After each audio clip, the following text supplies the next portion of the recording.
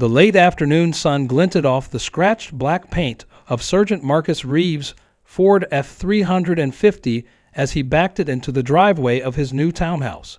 The heavy-duty truck, modified with reinforced suspension, specialized off-road tires, and subtle tactical additions, rumbled like a slumbering beast among the pristine, cookie-cutter sedans and compact SUVs of Oak Ridge Heights. After 15 years living in a cramped one-bedroom apartment near the precinct, Marcus had finally achieved his piece of the American dream: homeownership. The weathered key felt significant in his calloused palm as he unlocked the front door of the modest three-bedroom townhouse, purchased with savings from years of hazard pay and overtime. Finally, he murmured, running his hand along the fresh cream-colored wall. His own place. No more sharing walls with college students who partied until dawn. No more explaining blood-spattered uniforms to horrified neighbors after particularly rough shifts. The townhouse stood at the end of a perfectly manicured row, its stucco exterior indistinguishable from the others except for the address numbers carefully centered above the garage. Inside, the vacant rooms echoed with possibility. Marcus envisioned the spare bedroom becoming a secure storage for his tactical gear, the small sunroom in back becoming a peaceful breakfast nook where he might finally learn to unwind after adrenaline-soaked shifts. As he unloaded his sparse belongings from the truck, Marcus noticed a silver Mercedes sedan slow to a stop at the curb. A woman in her early 60s emerged, her silver bob haircut bouncing with each precise step. She wore beige linen pants and a powder blue blouse with a small gold pin shaped like a house affixed near her collar. Her posture suggested someone unaccustomed to being contradicted.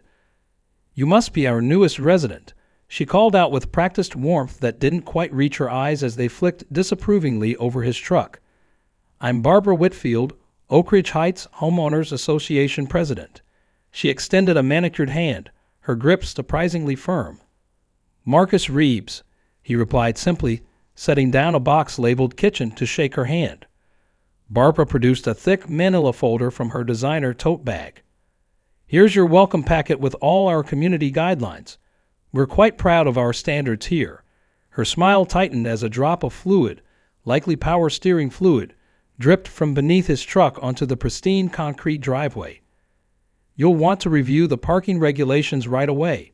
Vehicles like yours typically need to be parked in our designated oversized vehicle area." Marcus accepted the folder with a polite nod, too exhausted from packing, moving, and completing a night shift to engage with neighborhood politics. 15 years breaching doors for high-risk warrant services and hostage situations had taught him to choose his battles. "Thanks. I'll look it over." Barbara lingered, clearly expecting more, perhaps an immediate promise of compliance or effusive gratitude for her intrusion. When neither materialized, she adjusted her designer handbag on her shoulder. "We have very strong property values in Oak Ridge Heights. Our regulations are why." She delivered this like a blessing and a warning simultaneously. "The board meets first Thursday of each month.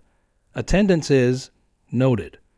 As Barbara walked away, Marcus noticed 3 other residents watching from their front windows. One quickly dropped her curtain when he made eye contact. Another gave him what appeared to be a sympathetic smile before disappearing. Inside his new home, Marcus dropped the welcome packet unopened onto the kitchen counter, next to his department-issued radio scanner that crackled occasionally with dispatcher codes he memorized a decade ago. The truck would stay exactly where it was, in his own damn driveway. After all, where else would he keep a vehicle he might need to access at a moment's notice when called to a barricaded suspect situation or hostage crisis?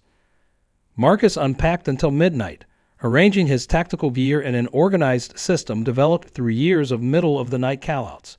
His battering ram, unofficially nicknamed the Last Word by his team, was safely locked in a custom storage compartment in his truck, along with specialized door-breaching shotguns and tactical equipment that department policy allowed him to keep ready for immediate deployment. As he finally collapsed onto his bare mattress, his last thought before sleep claimed him was that Barbara Whitfield seemed like exactly the type of person who would make his home purchase complicated. But after facing armed suspects and life or death decisions, How bad could an HOA president possibly be? He would soon find out. 3 days after moving in, Marcus awoke before dawn for his shift. He showered quickly in the still unfamiliar bathroom, donned his tactical uniform, black BDUs with minimal identifying patches, and grabbed a protein bar for breakfast. The neighborhood was still wrapped in darkness as he locked his front door, the silence broken only by the occasional chirp of early birds. His boots had barely touched the driveway when he stopped cold. Something bright orange fluttered on his windshield, a neon violation notice, secured beneath the wiper blade and luminous even in the dim pre-dawn light. Marcus plucked it free, the paper stiff and official. Violation. Oversized vehicle in residential driveway. Section 7.3 of Oak Ridge Heights Community Guidelines. Please relocate to designated parking area within 48 hours or face potential towing at owner's expense. The notice was time-stamped 7:48 p.m. the previous evening, when he'd been at the precinct's tactical team meeting, reviewing plans for an upcoming high-risk warrant service. Someone had been monitoring his driveway, waiting for the first opportunity to strike. Marcus crumpled the notice in his fist, feeling the same flash of controlled anger he channeled during operations. He tossed it into the truck's cup holder and started the engine, which rumbled to life with a deep, powerful growl. 3 houses down, a light flicked on, and a curtain twitched. He was being watched. His shift that day was grueling, a 14-hour marathon, including a 4-hour standoff with a domestic violence suspect who had barricaded himself with an illegal firearm. By the time Marcus's team successfully breached the location and secured the suspect without casualties, his HOA dispute seemed trivial. But as he pulled into his driveway that evening, fatigue giving way to irritation, he noticed Barbara Whitfield and a thin man with a clipboard standing at the community mailboxes, their conversation halting abruptly as his truck approached.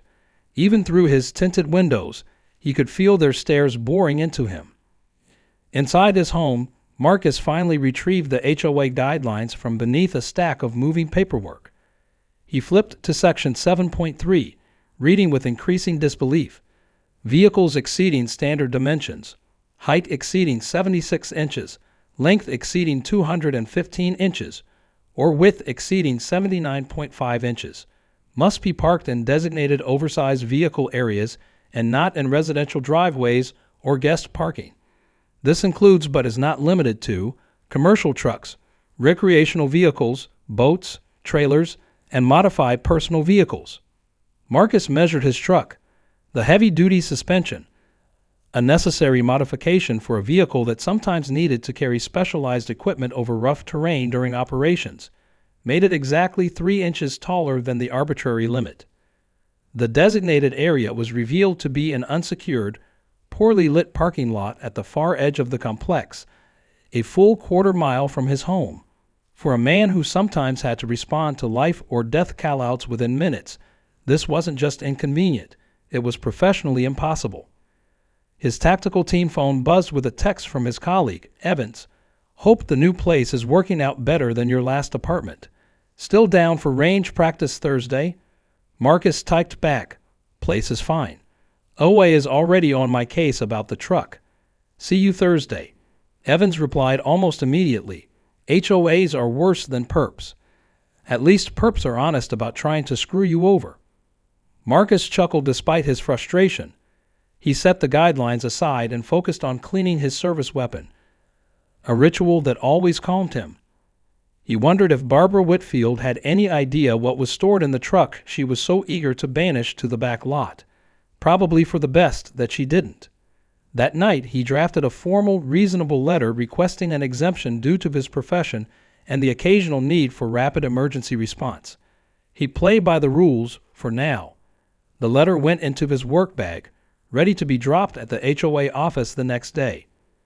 What Marcus didn't notice was the silver Mercedes that cruised slowly past his home at 11 p.m., its occupant making notes about the truck still brazenly parked in the driveway. A full week passed without further incident. Marcus began to settle into his new home, establishing routines that provided the structure he valued. Morning coffee on his small back patio became a cherished ritual. 20 minutes of peace before facing whatever the day might bring. He hung blackout curtains in the bedroom, installed a security system beyond the standard setup, and arranged his gear in the spare room with military precision. The letter requesting an exemption from the vehicle regulations had been delivered, and Marcus had even followed up with a phone call to the HOA office. The board administrative assistant had assured him the board would consider his request at the earliest opportunity. Perhaps bureaucracy was working in his favor for once. Then came the certified letter. Marcus found the delivery notice wedged in his front door after returning from a particularly challenging day. His team had executed a search warrant on a suspected drug house, and though the operation had been successful, the emotional toll of securing the premises with children present had left him drained. He drove to the post office immediately, premonition prickling at the back of his neck. The postal worker handed him an official envelope with the Oak Ridge Heights HOA logo embossed on the front. Sitting in his truck in the post office parking lot, Marcus tore open the envelope to find a formal notice of escalation. The HOA was imposing a $50 daily fine until the truck was relocated, with the first week's fine $350, already assessed to his account. His exemption request had been reviewed and denied. The letter, signed by Barbara Whitfield in flowing blue ink, included a passage highlighted in neon yellow. The board recognizes the importance of emergency personnel, but cannot make exceptions that would undermine the aesthetic and property value standards that all residents rely upon. The designated parking area is adequate for vehicles such as yours, and your occupation does not supersede community regulations to which you agreed upon purchase. A business card for a community-approved storage facility was paper-clipped to the notice. Marcus's jaw tightened. The board had made their decision without even requesting documentation of his employment or emergency response requirements. This wasn't about regulations. It was about control. He called Derek Martinez, a lawyer friend who had helped several officers with property disputes in the past. "They can't do this," Derek confirmed after hearing the details. "There are state provisions protecting emergency service vehicles and personnel from unreasonable housing restrictions. Send me everything they've given you. And Marcus, document everything from here on out." That evening, as Marcus carefully photographed his truck and the driveway for Derek's files, movement across the street caught his attention. Barbara Whitfield stood with two men in matching polo shirts embroidered with the HOA logo. One held a clipboard while the other operated a measuring tape, extending it to the height of Marcus's truck wheels. Barbara pointed and nodded, making notes. Marcus didn't confront them. 15 years in tactical operations had taught him to gather intelligence before engagement. Instead, he silently photographed them from his front window, then sent the images to Derek with a terse message: "Surveillance team has arrived." Derek's response was immediate: "Do not engage. Let them dig themselves deeper." Later that night, while cleaning his service weapon at the kitchen table, a weekly ritual, regardless of whether the firearm had been fired, Marcus watched through the window as a security patrol car from the HOA slowly drove past his house 3 times in 2 hours. The driver paused each time, shining a flashlight toward his truck before moving on. Marcus calmly reassembled his weapon, the familiar clicks and metallic slides soothing his growing anger. He had breached reinforced doors, faced armed suspects, and navigated hostage negotiations. He had the patience of a tactical operator trained to maintain position for hours when necessary. Barbara Whitfield had no idea who she was dealing with, and Marcus was beginning to realize this wasn't just about his truck. It was about something deeper. It was about someone with a little bit of power using it to feel important, to control others, to impose their will simply because they could. As he finally turned in for the night, his tactical radio crackled with chatter about a situation developing across town. Nothing requiring his team yet, but a reminder of why his truck needed to remain readily accessible. He slept lightly, as he always did when tension built, a professional habit that had saved his life more than once. It was this light sleep that would serve him well before dawn. At precisely 6:15 a.m., Marcus's tactical instincts jolted him awake. Years of training had attuned his senses to detect anomalies even in sleep, and the distinctive rumble of a heavy diesel engine idling outside his window was unmistakable. He slid from bed in one fluid motion, moving to the window with the practiced stealth of someone who had breached hundreds of buildings in high-risk situations. Pulling the curtain back just enough to create a narrow viewing slot, he assessed the situation below. A massive blue and yellow tow truck had backed up to his driveway, its amber caution lights silently flashing in the pre-dawn darkness. The operator, a burly man with a safety vest and baseball cap, was examining a clipboard while unspooling heavy chains. To the left, partially illuminated by the tow truck's headlights, stood Barbara Whitfield in a quilted bathrobe, arms crossed triumphantly over her chest. Beside her was one of the polo-shirted men from the previous evening, nervously shifting his weight from foot to foot. Marcus didn't panic. He didn't storm out shouting. Instead, he observed, calculating angles and timing as methodically as he would during a tactical operation. Barbara was speaking to the tow operator, gesturing animatedly toward the truck. The operator nodded repeatedly, clearly receiving detailed instructions. With deliberate calm, Marcus pulled on a pair of tactical pants and the first T-shirt his hand found in the dresser. Ironically, a black shirt with Pulice Tactical Unit emblazoned across the back, a gift from his team after his 100th successful breach. He slipped his badge onto his belt, grabbed his phone, and pawned his house key. The tow operator had just finished attaching the first chain to his truck's front axle when Marcus opened his front door and stepped outside. He moved unhurriedly down his front walk, his footsteps deliberately audible on the concrete. "Excuse me," he said, his voice carrying the natural authority of someone accustomed to controlling chaotic situations. "What seems to be the problem here?" The tow operator jerked upright, nearly banging his head on the truck's undercarriage. Barbara's smug expression faltered momentarily before hardening into resolve. "Mr. Reeves," she began, emphasizing the civilian title, "your vehicle is in violation of community guidelines. You've been properly notified through multiple channels and have refused to comply.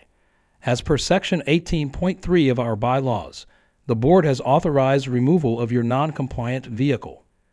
She thrust a paper toward him, a towing authorization form with her signature prominently displayed at the bottom. Marcus didn't take the paper. Instead, he pulled out his phone and pressed record, capturing video of the scene. "Please state your names for the record," he said calmly. The tow operator squinted suspiciously. "Listen, buddy, I'm just doing my job. Atlantic Towing. Dispatch sent me here with proper authorization." "I understand," Marcus replied, voice level. "And your name?" "Jim Dalton," the man replied hesitantly. Marcus nodded, then turned to Barbara and her companion. "And you are?" Barbara bristled. "You know perfectly well who I am, Mr. Reeves. This theatrical performance isn't going to prevent." Barbara Whitfield, HOA President, and Timothy Reynolds, Compliance Officer, attempting to authorize illegal towing of an emergency response vehicle at 6:17 a.m. on Tuesday, October 12th. Marcus narrated for the recording. "Would you like to tell me which statute gives you the authority to impede emergency services?" Barbara's companion, Timothy, took a step back, suddenly looking uncertain. "Emergency services? This is just a personal truck, right?" Marcus unclipped his badge from his belt and held it up. "I'm Sergeant Marcus Reeves, Tactical Response Unit Breacher. This is my department-registered vehicle containing equipment I may need to access on short notice in emergency situations." He turned to Jim Dalton, maintaining the same calm demeanor he used during hostage negotiations. "Mr. Dalton, are you aware that impeding an emergency service vehicle is classified as a Class B misdemeanor in this state? Atlantic Towing could face significant liability." The tow operator's face drained of color. He immediately began unhooking the chain from Marcus's truck. "Nobody said nothing about police vehicles, ma'am. I'm not touching this situation." He turned to Marcus. "No offense, officer. Just doing what I was told." "I understand," Marcus replied. "You might want to request documentation of police or emergency service registration before accepting these jobs in the future." Jim nodded vigorously, already backing toward his truck cab. "Yes, sir. Sorry for the disturbance, sir." Barbara's face had progressed from pale shock to mottled red fury. "You never disclosed your occupation. The rules apply to everyone in this community, badge or no badge." Her voice rose sharply, echoing in the quiet morning. Lights were beginning to flicker on in neighboring townhouses. "Actually, I did disclose it," Marcus countered, still recording. "In my exemption request, which was denied without investigation. I have the certified letter with your signature." "This is absurd," Barbara sputtered. That monstrosity doesn't belong in our community. It's an eyesore, it leaks fluids, and it violates our height restrictions." Marcus maintained his professional composure, the same demeanor that had de-escalated armed standoffs. "Mrs. Whitfield, I suggest we continue this conversation after you've consulted with the HOA's legal counsel. My attorney has already filed an emergency injunction against any attempt to tow or immobilize my vehicle based on state protections for emergency personnel." This wasn't strictly true yet, but Derek had assured him the paperwork would be filed when the courts opened at 9 a.m. Barbara's companion tugged at her sleeve. "Barbara, maybe we should discuss this at the office," he murmured, clearly uncomfortable with the growing audience of neighbors peering from windows and doorways. She shook him off. "Don't you dare threaten me, Mr. Reeves. This community has standards." "Sergeant," Marcus corrected quietly, "and this isn't a threat. I'm simply informing you of the legal reality. I've documented this attempted interference with emergency services, and I'll be submitting this recording to both my department and my attorney." He nodded toward his phone still recording. As if on cue, his tactical unit radio, which he kept on his nightstand, suddenly crackled to life with the distinctive alert tone that preceded emergency callouts. The sound carried clearly through his open front door. "Now if you'll excuse me," Marcus said, turning back toward his house, "I need to check if my team is being activated." As he walked away, he heard Timothy urgently whispering to Barbara about potential liability and negative publicity. The tow truck's engine revved as Jim Dalton made his hasty retreat. Inside, Marcus checked his radio. A routine drug warrant execution, nothing requiring his specific expertise this morning. But the timing of the alert couldn't have been more perfect. He sent the video to Durek with a brief text explaining the situation, then began preparing for his regular shift. Through his kitchen window, he watched Barbara gesticulating wildly to a visibly uncomfortable Timothy, who kept glancing nervously toward Marcus's house. Several neighbors had emerged onto their front stoops, watching the drama unfold with undisguised interest. Marcus smiled slightly to himself as he poured his morning coffee. In tactical breaching, timing was everything. Knowing exactly when to make your move could mean the difference between success and failure. Barbara Whitfield had just chosen the wrong door to knock on. By mid-afternoon, Marcus's phone was buzzing constantly with text messages and calls. Word had spread through the Oak Ridge Heights community about the morning's confrontation with the speed and efficiency that only suburban gossip networks can achieve. His closest neighbor, an elderly woman named Ruth, who had briefly introduced herself when he moved in, left a tin of homemade cookies on his doorstep with a note. "Thank you for your service. I've been fighting with that woman over my bird feeders for 3 years. Give 'em hell." Even more surprising was the email from Timothy Reynolds, the HOA compliance officer, sent to Marcus's personal address, which he definitely hadn't provided to the man. "Sergeant Reeves, I feel I must apologize for this morning's incident. Had I been aware of your occupation and the nature of your vehicle, I would have advised the board differently. The towing attempt was initiated without my full support. For your information, there will be an emergency board meeting this evening to discuss your situation. I believe it would be beneficial if you could attend to present your position directly. 7:30 p.m. at the community center. Respectfully, Timothy Reynolds, Compliance Officer." Marcus forwarded the email to Durek, who responded within minutes. "Perfect. I'll meet you there. Bring any documentation you have about your vehicle's official status and emergency response requirements." When Marcus returned from his shift that evening, he found 5 more emails from community residents, all expressing support and sharing their own stories of run-ins with Barbara and the HOA board. One particularly detailed account came from a retired military officer who had fought a 6-month battle over the flagpole in his front yard. As he changed out of his uniform, Marcus reflected on how quickly the situation had escalated. What had begun as a simple parking dispute had revealed a deeper community frustration with arbitrary rule enforcement and personal power trips. At 7:15 p.m., Marcus drove to the community center, a small building adjacent to the neighborhood pool, now closed for the season. He deliberately parked his truck in the most visible spot near the entrance. Derek was already waiting, briefcase in hand, looking sharp in a charcoal suit that contrasted with Marcus's more casual jeans and button-down shirt. "Brought the cavalry." "I see," Marcus said, nodding toward the briefcase. Derek grinned. "Not even close. This is just the opening salvo. Wait until you see what I've prepared for the actual hearing if they push this." Inside, the meeting room was already packed with residents. Marcus recognized several faces from his street, plus a dozen others. Barbara sat at the center of a long table at the front, flanked by 4 other board members, including Timothy. Her perfect posture and rigid expression suggested someone preparing for battle. "Quite the turnout," Derek murmured as they found seats in the second row. HOA meetings usually draw about 7 people, mostly complainers. Barbara called the meeting to order with 3 sharp raps of a gavel. This emergency session will address a single agenda item, the vehicle compliance situation at 1842 Oak Ridge Court. We'll hear from the board, then from the resident in question. Timothy cleared his throat.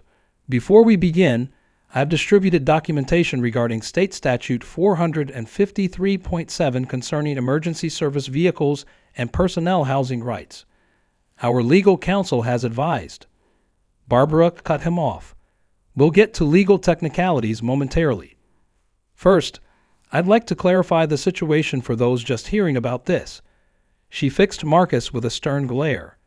"Mr. Reeves moved into our community 2 weeks ago. His oversized pickup truck violates our clear vehicle regulations.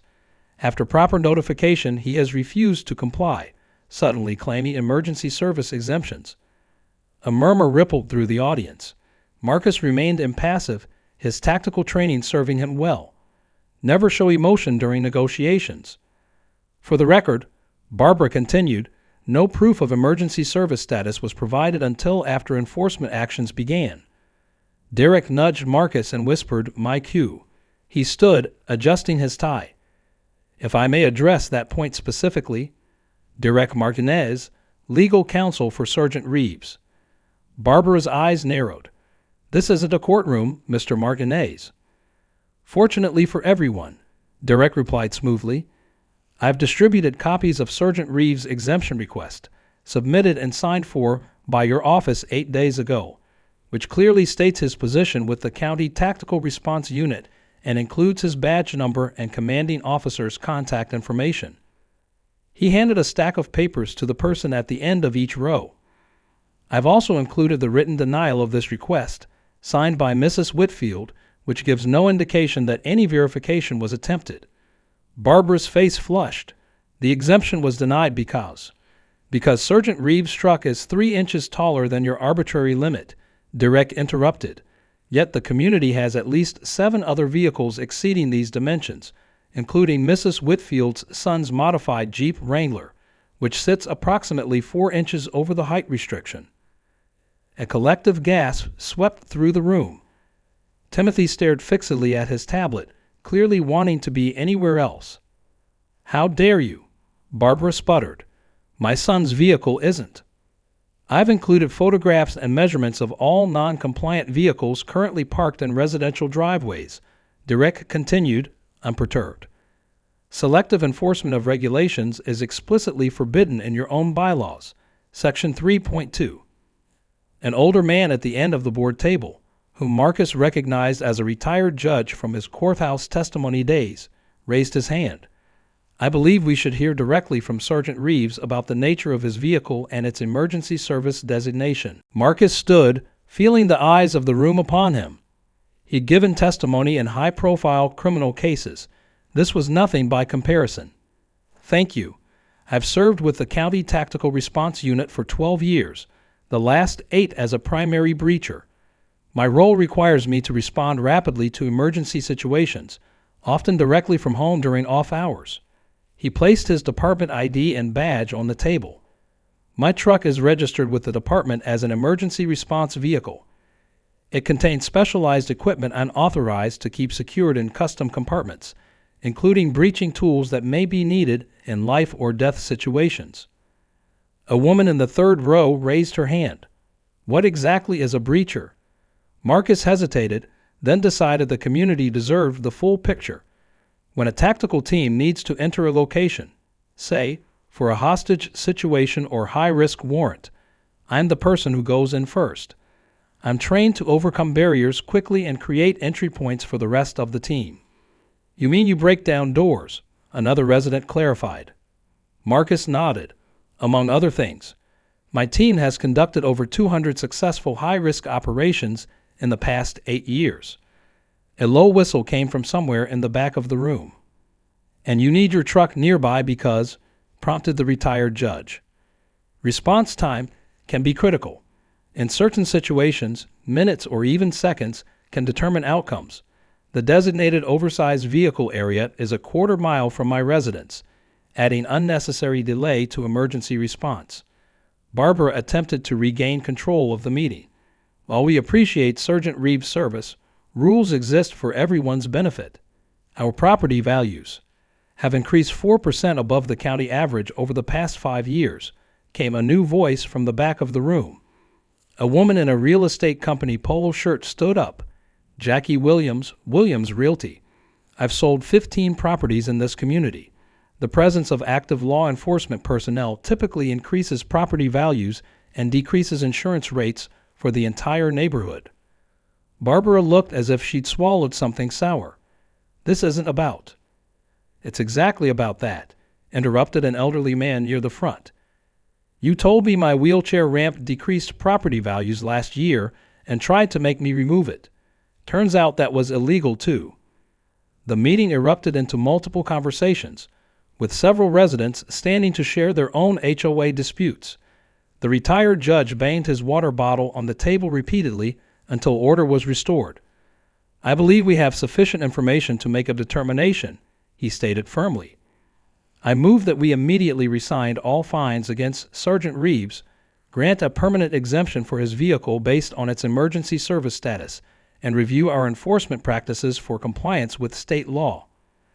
Seconded, said Timothy quickly, not meeting Barbara's outraged gaze. This is completely irregular, Barbara protested. We can't just. All in favor? The judge continued, ignoring her. 4 hands went up immediately, everyone but Barbara. Motion carries, the judge announced. Mrs. Whitfield, please ensure the fines are removed from Sergeant Reeves' account by close of business tomorrow. As the formal meeting dissolved into smaller conversations, Marcus found himself surrounded by neighbors introducing themselves. Many shared their relief at finally seeing someone stand up to what one resident called the Barbara regime. Derek exchanged business cards with several homeowners discussing their own HOA disputes.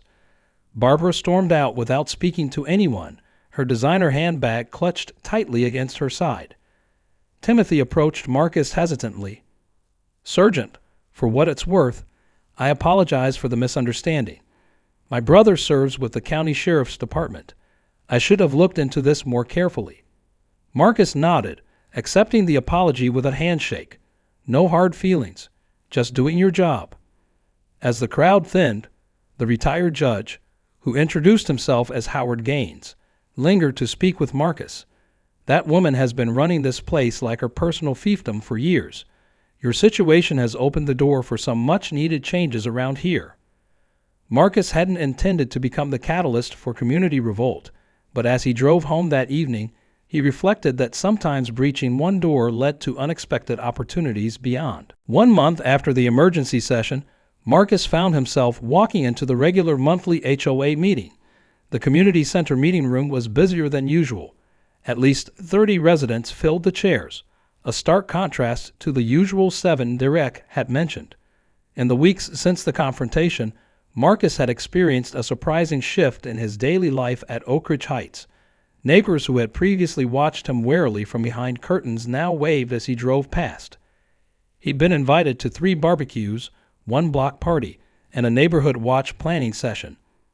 His tactical truck, once the focus of bureaucratic warfare, had become something of a community mascot, with kids asking for tours of the police monster truck and parents thanking him for the added sense of security. Barbara, meanwhile, had gone conspicuously quiet. Her silver Mercedes still prowled the streets occasionally, but she no longer stopped to issue verbal citations or take photographs of alleged violations. The towing company's vehicles hadn't been seen in the neighborhood since that pre-dawn confrontation. As Marcus took a seat in the back row, he nodded to several neighbors he now knew by name. Ruth, his cookie-bearing neighbor, patted the empty chair beside her. "Quite the turnout," she whispered as he sat down. Barbara's beside herself. 3 board positions are up for election tonight, including hers. Marcus raised an eyebrow. "I didn't know that." Ruth chuckled. "She usually runs unopposed. Not this time." The meeting began with Barbara visibly struggling to maintain her usual authoritative demeanor. The standard agenda items proceeded efficiently. Approval of previous minutes, treasurer's report showing the community was slightly under budget for landscaping, and updates on the pool resurfacing projects scheduled for spring. Then came the election.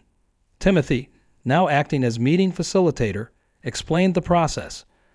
"We have 3 positions open for 2-year terms: President, Secretary, and Architectural Committee Chair.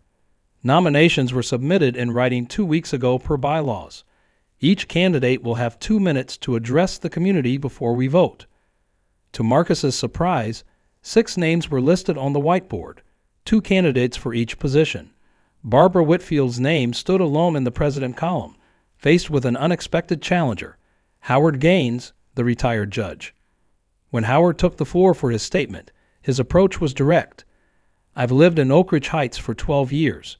During that time, I've watched our community regulations become increasingly restrictive and arbitrarily enforced. Rules should exist to maintain standards, not to control our lives or settle personal vendettas." A ripple of applause followed his words. Barbara's subsequent speech about maintaining property values and her years of dedicated service felt hollow by comparison.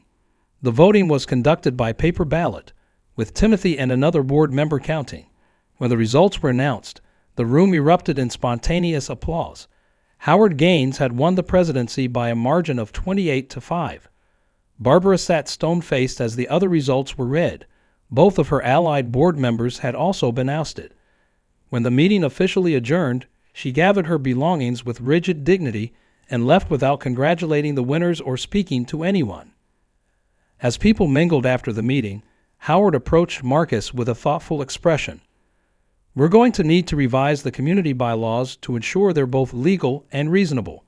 I'd value your input, especially regarding emergency service accommodations." Marcus hesitated. After the past month's drama, the last thing he wanted was deeper involvement in HOA politics. But he also recognized the opportunity to improve conditions for others. "I'm not sure I have the time to commit to the board," he began. Howard waved away his concern, not asking for that level of commitment, just an occasional consultation. "Your perspective would be valuable, someone who understands both rules and reasonable enforcement." Before Marcus could respond, his tactical unit radio crackled to life with a priority alert. "All available team members, stand by for deployment details. Possible hostage situation developing at Westridge Mall." The chatter in the room immediately quieted as neighbors overheard the transmission. Marcus was already moving toward the door, his mind shifting into operational mode. "Go," Howard said simply. "We'll talk another time." As Marcus jogged to his truck, parked prominently in the community center lot, he passed Barbara Whitfield standing alone by her Mercedes. For a brief moment their eyes met. In that fleeting connection, Marcus saw something unexpected, not the anger or resentment he anticipated, but a flash of grudging respect, quickly masked by her usual frosty demeanor. "Good luck out there," she said stiffly, the words seeming to surprise even her. Marcus nodded once, professionally, before continuing to his vehicle. Some battles transcended neighborhood politics. The tactical operation at Westridge Mall made local headlines. SWAT team resolves hostage situation without casualties. What the articles didn't mention was Sergeant Marcus Reeves' critical role, how his precise breaching of a service corridor had allowed the team to flank the perpetrator, or how his calm negotiation skills had helped secure the release of 3 terrified employees. When Marcus finally returned home nearly 18 hours later, exhaustion weighed on him like tactical body armor. The tension of the operation, the adrenaline crash, and the meticulous after-action reporting had left him drained. All he wanted was a hot shower and his bed. Instead, he found his driveway blocked by a group of neighbors. For a disorienting moment, Marcus thought the HOA battle had somehow reignited during his absence. Then he registered the details. A hand-painted banner reading OAKRIDGE High Tea Test, thanks our hero. A folding table laden with covered dishes, and about 20 residents applauding as his truck approached. Ruth bustled forward as he parked at the curb, her silver hair catching the late afternoon sunlight. "We saw you on the news," she exclaimed, though Marcus knew his face hadn't been shown. "Well, we saw the tactical team, and we knew you were there. Everyone's been talking about it." Marcus managed a tired smile. "Just doing my job." "And we're just being neighbors," Howard Gaines replied, stepping forward with a steaming cup of coffee that Marcus accepted gratefully. The community wanted to show appreciation. "We know you must be exhausted, so we won't stay long." Over the next half hour, Marcus received more handshakes, backslaps, and sincere thanks than he had in his entire career. Parents introduced children who gazed at him with undisguised awe. A former Marine offered a knowing nod that conveyed more understanding than words could express. An elderly woman tearfully explained that her granddaughter had been shopping at Westridge when the situation developed. Throughout it all, Marcus maintained his professional composure, deflecting praise and emphasizing the team effort. But internally, something profound was shifting. For 15 years, he had existed in 2 separate worlds, the tactical operator and the private citizen, with very little overlap. Here, for the first time, those worlds were merging. As the impromptu gathering dispersed, neighbors leaving casseroles and baked goods with promises to retrieve their dishes whenever, Howard lingered. "The board met this morning," he said, helping Marcus carry the unexpected bounty inside. "We've drafted revised vehicle guidelines that include specific exemptions for emergency service vehicles. We'd appreciate your review before finalizing." Marcus set a massive lasagna on his kitchen counter. "Send it over. I'll look at it tomorrow." Howard nodded, then hesitated. "There's something else. Timothy Reynolds has resigned as compliance officer. He's accepted a position with the county planning department." "Good for him," Marcus said, meaning it. Timothy had seemed uncomfortable with Barbara's heavy-handed approach from the beginning. "Yes, well," Howard continued, "that leaves a vacancy. The position is part-time, mostly handling paperwork and occasional inspections. The board wondered if you might consider it. Your perspective would be valuable." Marcus nearly laughed at that irony, from HOA target to HOA officer in less than 2 months. "I appreciate the offer, but my schedule is unpredictable at best." "We understand that," Howard assured him. "The position could be structured around your availability. Just think about it." After Howard left, Marcus finally got his shower and collapsed into bed, surrounded by the unfamiliar feeling of community. His phone buzzed with a text message from Derek. "Heard about the mall situation. Glad you're okay." Also, Barbara Whitfield just listed her house. Coincidence? Marcus smiled as sleep claimed him. Sometimes, breaching barriers led to unexpected outcomes. The next morning, his doorbell rang at precisely 9 a.m. Wrapping himself in a robe, Marcus found Barbara Whitfield on his doorstep, ramrod straight in a tailored pantsuit. "Mrs. Whitfield," he acknowledged, instantly alert despite his fatigue. "Sergeant Reeves." She thrust an envelope toward him. "I wanted to deliver this personally before the rumors start." Marcus accepted the envelope but didn't open it. "It's my formal apology," Barbara stated, chin raised defiantly. "The board required it as part of the settlement for my overzealous enforcement actions." "I see," Marcus replied neutrally. Barbara's perfect posture faltered slightly. My late husband was career military. Military police, actually. He always said rules existed for reasons, that structure and order were what separated civilization from chaos. Her voice softened almost imperceptibly. I may have become overzealous in preserving what he valued. Marcus studied her, seeing beneath the rigid exterior for the first time. Your husband sounds like someone who understood duty. Yes. She straightened again. Well, the apology is there, along with confirmation that all fines have been removed from your account. I'll be relocating to the Palmetto Shores retirement community next month. My son lives nearby. I wish you well there, Marcus said, finding he genuinely meant it. Barbara nodded once, turned precisely, and walked back to her Mercedes. As she opened the car door, she paused. Your actions at the mall yesterday. Thomas would have approved. It was as close to warm praise as Barbara Whitfield seemed capable of offering. Marcus accepted it with a nod of acknowledgement. As her car pulled away, Marcus opened the envelope. Inside was a formal letter of apology, crisp and professionally worded, with Barbara's flowing signature at the bottom. Also enclosed was a handwritten note on monogrammed stationery. The rules matter, but so does the reason behind them. My Thomas would have said you're the right kind of rule breaker. Be you. Marcus tucked the note back into the envelope, a smile tugging at his lips. Perhaps he and Barbara Whitfield weren't so different after all. Both believed in structure and order, just with different approaches to maintaining them. That afternoon he called Howard and accepted the compliance officer position, with one condition: the job title be changed to Community Standards Liaison. It wasn't about compliance, Marcus explained. It was about finding the balance between standards and reason. Howard agreed immediately. Perfect. When can you start? I already have, Marcus replied, glancing out his window at the neighborhood he now saw with new eyes. Send me those revised vehicle guidelines. And Howard? I have some thoughts about those fence height restrictions that have been causing problems. Ola tried to tow my truck. Didn't know I'm a SWAT breacher with 200 raids under my belt. 6 months after the confrontation over his truck, Sergeant Marcus Reeves stood at the podium in the community center, surveying a packed room.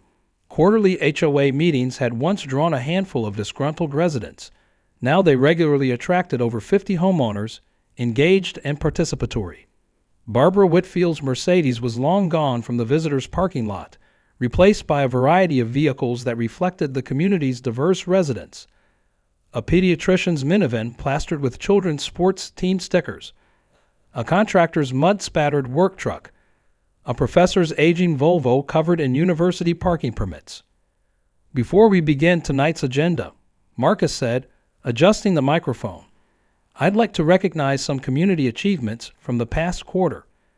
As Community Standards Liaison, a position he balanced carefully with his tactical team duties, Marcus had transformed the role from enforcement officer to community advocate.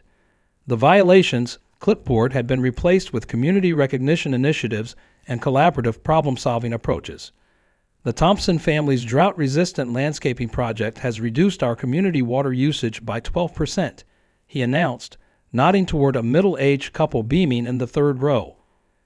The Architectural Committee has approved their design as a pre-approved template for other homeowners interested in sustainable options. Howard Gaines, still serving as board president, leaned forward, and the water savings have allowed us to reduce the landscaping assessment by 3% for the coming year. A ripple of appreciative murmurs spread through the room. In the world of HOAs, reduced fees were the ultimate achievement. Additionally, Marcus continued, the Community Safety Committee has completed the installation of improved lighting in the common areas and parking zones. Special thanks to Ruth Martinez for coordinating with the power company for discounted LED fixtures. Ruth, now the board secretary, waved away the acknowledgement with characteristic modesty, though her proud smile was unmistakable. The meeting progressed through updates on the newly established community garden, revisions to the guest parking policy, and plans for the summer block party. When the formal agenda concluded, Marcus opened the floor for new business. A young woman in the back row raised her hand. I'm Allie Chen from Oak Ridge Court. My husband and I just moved in last month. I wanted to ask about the policy for home-based businesses. I'm a graphic designer, and occasionally clients visit for consultations. Under Barbara's regime, such a question would have triggered immediate citation threats. Instead, Marcus nodded thoughtfully. Our updated home occupation guidelines permit limited client visits provided they don't create parking congestion or excessive traffic. I'd be happy to review the specific parameters with you after the meeting. That's surprisingly reasonable, Elite replied, visibly relieved. Our last HOA had a strict no business policy. We found that reasonable accommodation works better than rigid prohibition, Howard commented. The goal is balancing individual needs with community impact. As the meeting adjourned, Marcus found himself surrounded by residents with questions, suggestions, and sometimes just conversation. The tactical operator, who once valued his privacy and separation from neighbors, now knew dozens by name, had been invited to graduation parties and retirement celebrations, and had become an integral part of the community fabric. His tactical truck, the catalyst for the entire transformation, still occupied his driveway, but now neighboring children left chalk messages on his sidewalk when he was deployed. "Stay safe, Sergeant Marcus," and "Our hero." Occasionally, he'd return from a difficult operation to find anonymous notes of support tucked under his windshield wiper. As the crowd thinned, Howard approached with an envelope bearing the HOA letterhead. "This came for you today," he said, handing it to Marcus, "from Palmetto Shores." Marcus recognized the flowing handwriting immediately. Opening the envelope, he found a newspaper clipping and a brief note. "Sergeant Reeves, thought you might appreciate this recognition of your team's work. Thomas would have said it was long overdue. The board here could use someone like you. Their landscaping regulations are positively medieval. Barbara Whitfield, Vice President, Palmetto Shores Community Association." Marcus laughed softly, showing Howard the note. "Some people never change." "Or perhaps they do, just in their own way," Howard replied with a knowing smile. "She called last week, you know. Wanted advice on revising their emergency vehicle policies." Later that evening, Marcus sat on his back patio, enjoying the peaceful end of a spring day. His tactical radio sat silent nearby. A rare night without alerts or callouts. From neighboring yards came the sounds of life. Children playing, a distant barbecue gathering, someone practicing guitar on their deck. His phone buzzed with a text from his team leader. "That hostage negotiation technique you suggested worked perfectly today. Subjects surrendered peacefully. Where'd you learn that approach?" Marcus smiled, typing his reply. "HOA disputes. Sometimes the most dangerous doors are in the most unexpected places." He set his phone aside and leaned back, watching the stars emerge above the neat rooflines of Oak Ridge Heights. His specialized breaching tools remained securely locked in his truck, ready for the next tactical operation. But Marcus had discovered that sometimes the most important barriers to breach weren't reinforced doors or barricaded windows. Sometimes they were the invisible walls between neighbors, between rules and reasons, between enforcement and understanding. And for those barriers, he developed an entirely new set of tools.